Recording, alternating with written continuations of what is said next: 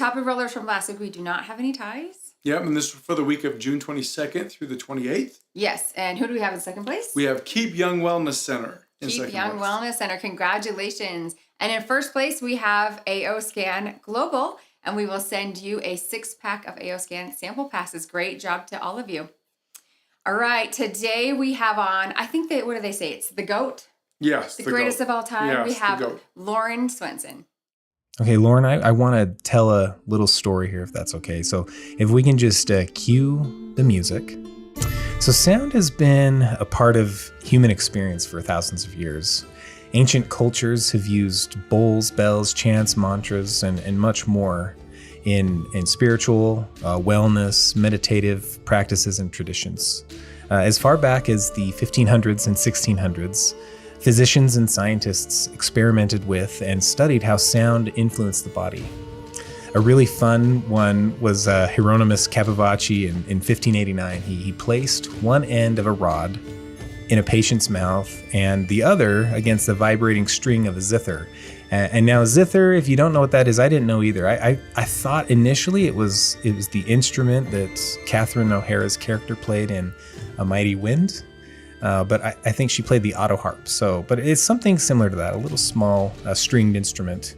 And he would place the other end of that rod, coming from the patient's mouth, against one of the strings. And it was specifically helping him diagnosing hearing disorders.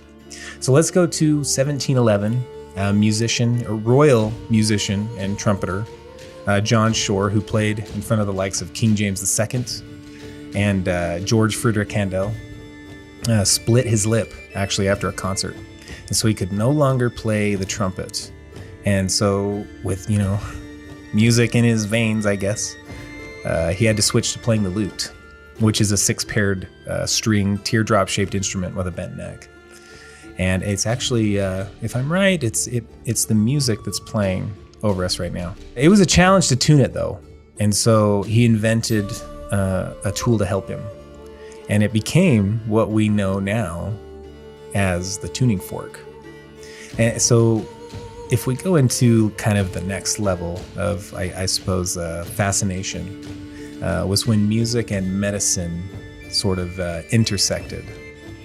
Throughout the next couple of centuries, leading to today, the tuning fork use and practice has evolved further into hearing, bone conduction, neurology, and many wellness use cases. So joining me today is the founder of AO Scan, a revolutionary frequency wellness tool that helps you understand what your body is trying to tell you. Loran Swensen, thank you so much for being here. Thanks for having me here, Jake. What first got you interested in sound therapy, tuning forks? What got you interested in that? It's really interesting that you ask. And so here's the thing. A lot of things in the history of the world that were developed were actually accidents, things that came about because they were trying to do something else, and all of a sudden something else popped up. And kind of with me on the tuning fork, same thing. I'd gone to a convention back east for continuing education for my naturopathic doctor, and I had a day to kill, and there was I'd already done my courses that I needed to do. And there was a couple objective courses that looked interesting. One of them was use of tuning forks in your practice. And I thought, well, what the heck? I'll go in and sit in on that. And I was blown away. My mind was just opened. The instructor over this course was showing how he uses these tuning forks in every aspect of his practice. In fact, he starts, when he gets to his office in the morning, he pulls out a fork, he pings it against the puck, and then he just kind of walks around the room. And his whole thing was, clearing the energy in the room, getting the energy clean. Now, at first glance, that looks a little weird, a little on the woo-woo side. But as he walked around the room, when he was demonstrating this for us, you felt a calmness in the room. And I stood back there and I was just thinking, because when I got there, it was standing room only. I thought, that's pretty amazing that I can sense that change from him just walking around the room with that fork. So he had my attention, and I'm paying attention to these forks, and I'm thinking, this is really amazing. And every different fork he used, he explained what it was used for and why he used it, and how it has completely revolutionized his practice. The people got better faster. The results that they were trying to get were met much faster. So I left that class when it was over, and I went back to my room and I sat down and thought, there's got to be a way we can do this with the AO Scan. And so I literally spent the next 2 days, instead of going to the different classes, of working on how we could digitize each tuning fork to its pure tone, which is no small task. I mean, if we sat down with tuning fork practitioners, they're going to tell you, oh, it has to be this fork. It has to be made out of stainless steel, or it has to be made out of crystal, or it has to be made out of aluminum. And they're very determined in their mind on how this has to happen. And I thought that was really interesting, because each one of those things, whether it's steel or aluminum or crystal, has an entirely different harmonic, a sound. And what was interesting to me is every tuning fork puts out one wave, and it's the sine wave. It's the very smooth wave. Instead of a square wave, which is very abrupt, the sine wave is very smooth, and it's because there's only 2 tings in a fork. And when you bang those, the vibration goes back and forth. Now, what was interesting, it doesn't matter how hard you bang that tuning fork, it doesn't go any faster.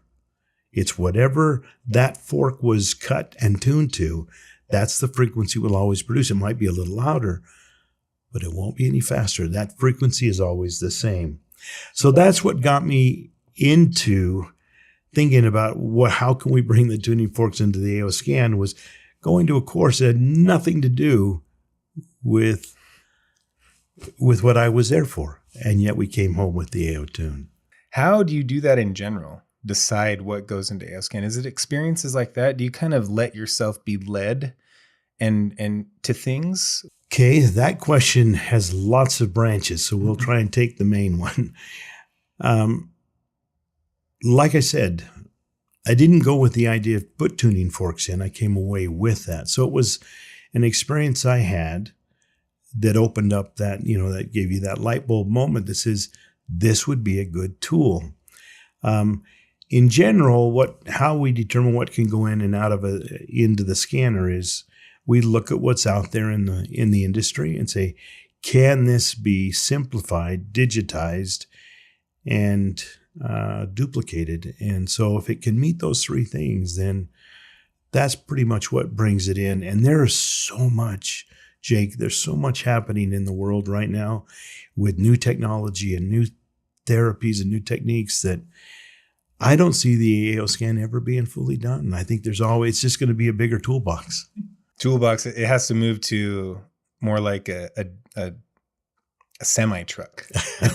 Tools that you have. A toolbox seems way too limiting right now. Well, and it's starting to feel that way, isn't it? And the thing I think that brought me back into why would we want tuning forks in the scanner is I started looking at the tuning forks that were in the market, and they ranged from really inexpensive to incredibly expensive. Like a set of 27 tuning forks could cost $2,500.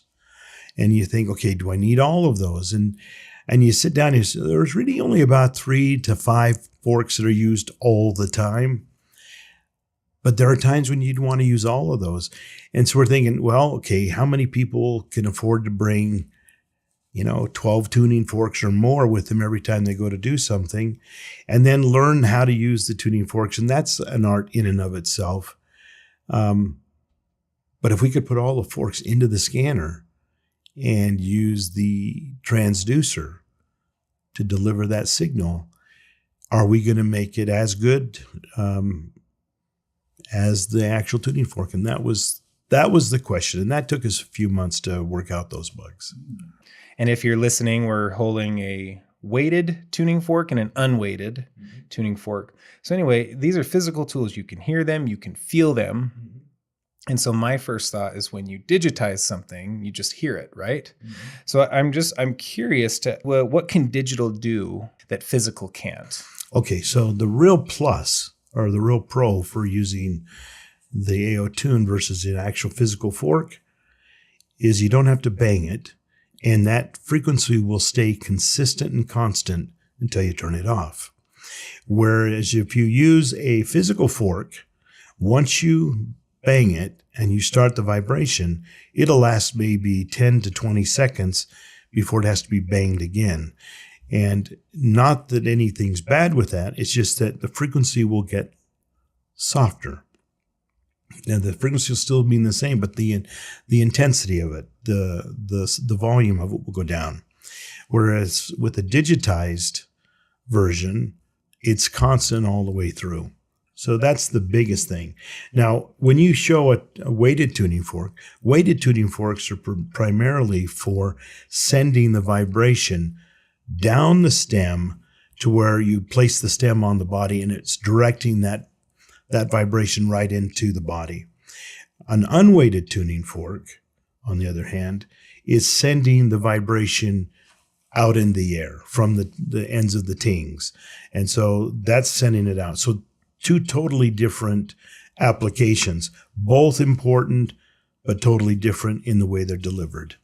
How would you say, I've seen somebody use them for similar, like the variable heart rate. They would hit their weighted tuning fork and put it there until I think they described it as like the heart kind of and the body sort of sorts itself out. Yeah. A really cool metaphor was someone said that tuning forks aren't really an input.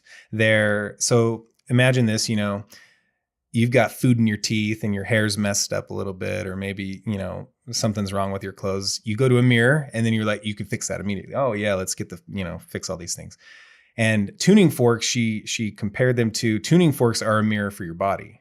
So you hit them, you do your thing, and the body then is able to, okay, let's fix this. Let's, fix my shirt, fix, all these certain things. It can sort itself out. The body's like equipped with doing that. Almost like if you get cut, you don't have to think about how am I going to close that wound? The body just does it and you go about your day. It's kind of like right. That. Can you talk to me then about the two uses? And then I think this will segue nicely into AO Tune, where you have the weighted. When would you want to use a weighted tuning fork, and how would you use it? And then when would you want to use an unweighted tuning fork, and how would you use that? Okay, so a weighted tuning fork, again, we want to direct that frequency towards a target, whether it's the body or bone or whatever. We want to direct that frequency down to the actual area that we want to treat. An unweighted tuning fork is putting the more like what you just described, the mirror around the body, to where the body says, oh, that's what I'm supposed to be vibrating at. And it helps kind of sync up, just like a metronome on a piano. Or when you're tuning a piano key, you'd hold that tuning fork, hit the key until it's making the same vibration as the tuning fork. The beauty of the body is it doesn't have to keep being hit. You just hit the fork, hold it where it needs to be around the body, and the body will say, okay, I recognize that feeling or that vibration, and I'm going to start to emulate that.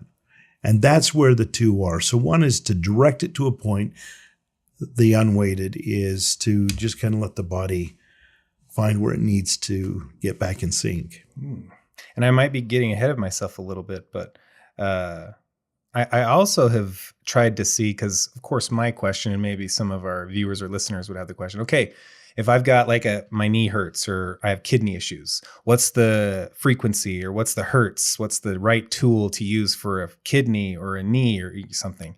And while there may be certain hertz for, specific issues, I've also read that sometimes you just got to hit one and the body is going to figure it out. It's true. So I would refer to that as the shotgun approach versus the sniper approach. Now, the beauty of the AO Tune is you can open that up in your SEFI and it will give you all the tones. And it'll tell you the description of what they're for. And so you've got your chakras and your organs and your DNA and the planetary, all of those. It takes away a lot of the guesswork. But to direct it, you're going to want to find the appropriate frequency for what you're dealing with. So you'd look at your menu or your book, and it would bring you down, okay, you want this particular fork for that. And if you want to just, I'm just not sure, I don't have the time, take out the ohm or the 128, and you just bang it and just let the body try to do it itself. You have such a wide range. I remember you making a video when we first launched these. Now, that was in 2024. That was over 2 years ago. You said that, I believe, I think I can emulate it perfectly. You said, AO Tune is this fork, this unweighted, this weighted tuning fork, and 37 others. And you said, all in here. Okay, can you talk about, 37 others? Is it, are there many different types of forks? You've talked about like different hertz, different frequencies, different tones. But what do you mean by there's all this wide range of frequencies in AO Tune? Okay, so the beauty, there are approximately 30 some odd specific tuning forks. In other words, they've been tuned to a very specific frequency, and that frequency has its own very specific uses and applications. And so if you have all of those, you now have quite a few forks. I've seen tuning fork operators that'll wear a belt and have a whole bunch of tuning forks in there. And I think that's wonderful, but that's a whole other art in and of itself. The AO Tune is not a physical tuning fork. It is not a steel tuning fork. It is not an aluminum tuning fork. It's not a crystal tuning fork. It's a digital tuning fork. Now, in a very pure sense, you could say, well, then that's really not a tuning fork. And that's true. However, the frequency coming out of the transducer is the same frequency as what's being produced by the tings on a tuning fork. So what do we do now with that? Well, the best way a speaker, I can't just hold a speaker in the air. I'm giving that frequency, but it's not a directed frequency. Whereas on the AO Tune, it's a transducer. It's taking that frequency and it's putting it through a very small speaker without the cone. So you can direct that sound to a very specific point. You can also hold it away and you get a little bit of the unweighted tuning fork effect.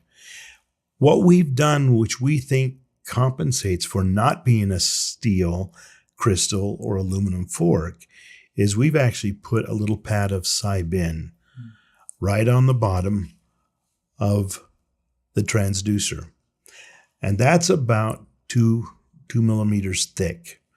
Now, what happens is sine is a natural producer of negative ions. Okay, so it has its own health benefits just in and of itself. But if I put the sound through that sine, it is now helping direct that sound in a way that a tuning fork could not do. So yes, it's not one of those three. It's its own fourth one, a transducer with sine. The people that have been using these, that have used tuning forks for years, will tell you that this is 98% as effective as the actual tuning fork and so much easier to work with. Okay, so now, if say we're using an unweighted tuning fork and we're maybe doing some biofield work, right? So you strike it, you activate it, and I've heard a lot of times they'll move it around their biofield, right?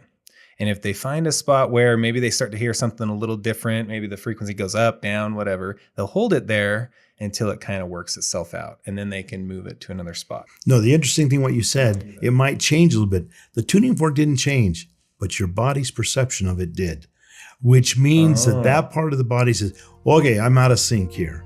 The tuning fork didn't make the change, but the body recognized I have an out of sync area because the sound from the tuning fork never changed.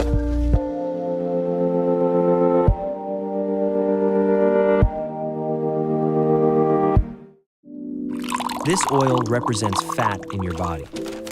Watch what happens when you add AO gut.